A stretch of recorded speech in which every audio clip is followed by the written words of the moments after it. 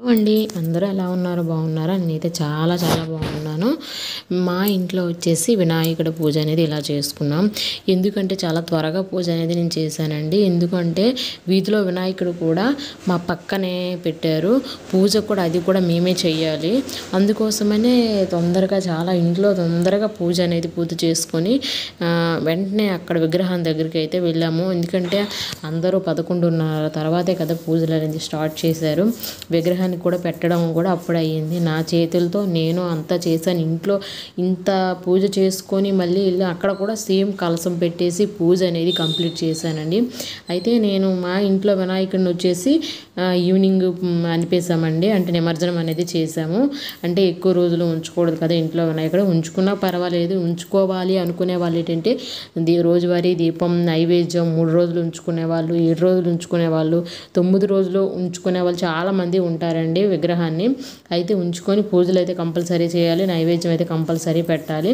నేనైతే ఈరోజు ఈ విధంగా పూజ అనేది కంప్లీట్ చేసుకున్నానండి. అయితే నాకు వీడియో తీయడానికి కూడా అవకాశం లేదండి. ఎందుకంటే చాలా గాబరా అయిపోయింది.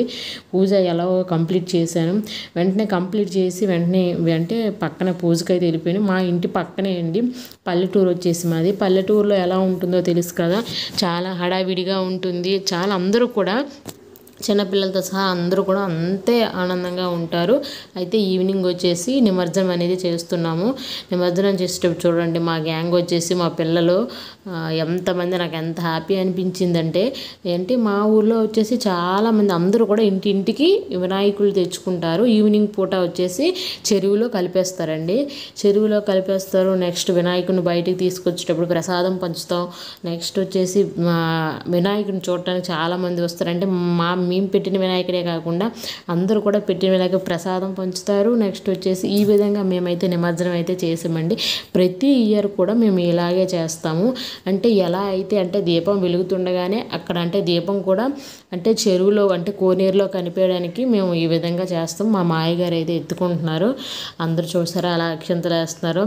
పిల్లలు ఎలా అరుస్తున్నారంటే బుజ్జి వినాయకుడికి జై అని చాలా హ్యాపీ అయితే అనిపించింది. చెరువులో అంటే వెళ్ళేంత వరకు కూడా అలాగ అరుచుకునే ఉన్నారు. మాకైతే బాగా హ్యాపీ అనిపించింది. ఆయన మా మాయగారండి, నేనండి వెళ్ళిపోతున్నాం. చూసారా ఎంతమంది అక్షంతలు వేసి దండం పెట్టుకుంటున్నారో.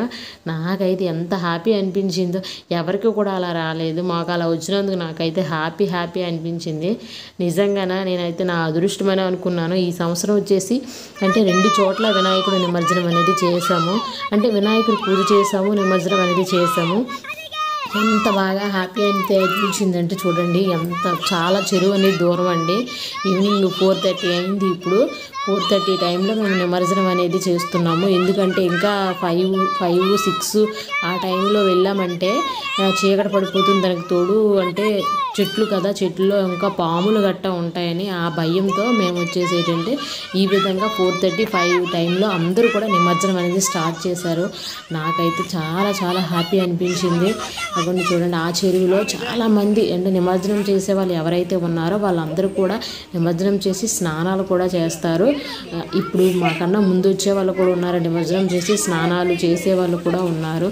మీకు ఈ వీడియో నచ్చినట్లయితే మన ఛానల్ని సబ్స్క్రైబ్ అయితే చేసుకోవడం మర్చిపోకండి. చూడండి మా బుజ్జి గణపయ్య వినాయకుని అనిపిస్తుంటే నాకు బాధగా ఉందండి. ఎందుకంటే వినాయకుని ఎప్పుడు కూడా ఒక 5 డేస్ అనేది ఉంచుకోవాలి, లేదంటే ఒక 3 డేస్ ఇంట్లో పెట్టుకోవాలి అనుకుంటాను. కానీ అవ్వటం లేదు, నాకు అస్సలు అవ్వటం లేదు.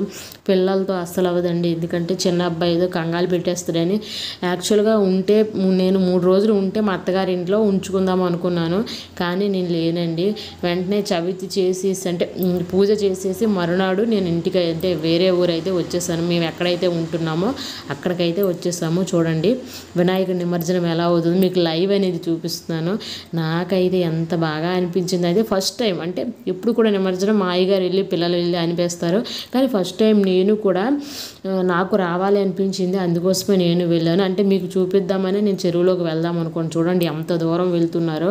అది వర్షాలకి చెరువు చాలా పెద్దది అయిపోయి అంటే నీరు బాగా ఎక్కువగా ఉందండి.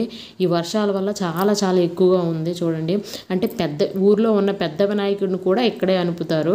చూడండి మనుషులు మునిగిపోయేంతగా ఉంది. నాకైతే చాలా చాలా హ్యాపీ అనిపించింది. ఈ వీడియో మీకు నచ్చినట్లయితే subscribe my channel. Thank you friends, thank you so much.